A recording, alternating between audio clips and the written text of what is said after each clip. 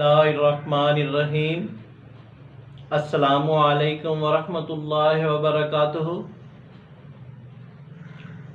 Views, मैं मुआलिज हकीम मोहम्मद मानत अली मुग़ल आपकी खिदमत में हाज़िर हूँ। जैसा कि आपने पहले भी हमारी वीडियो को पसंद किया और अब हम नई वीडियो के साथ हाज़िर खिदमत हैं।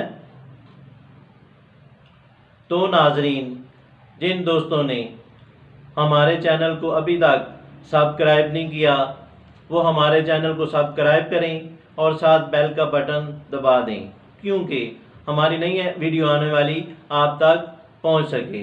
तो नाजरीन, हमारी वीडियो आगे शेयर भी करें और लाइक भी करें।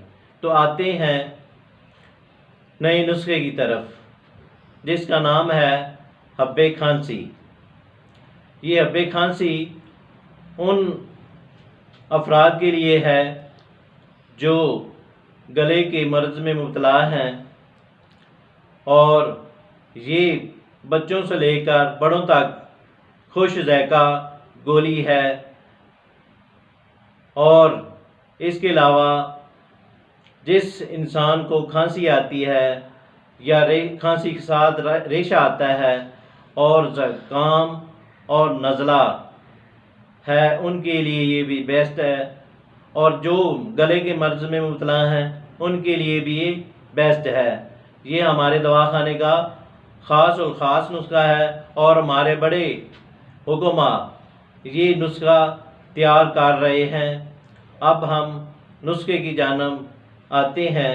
इसमें क्या क्या अज्जा हैं। ये गोलियां तैयार शुदा, इसमें एक चीज़ है मलट्ठी, इसका वज़न लेना है 5 तोला। और इसमें है दूसरी चीज़ है मनक्का, उसका वज़न भी लेना है 50 ग्राम। और इसमें है जंजबील, उसका वज़न भी लेना है 50 ग्राम। और इसमें है फिल गुर्द, उसका वज़न भी लेना है 50 ग्राम।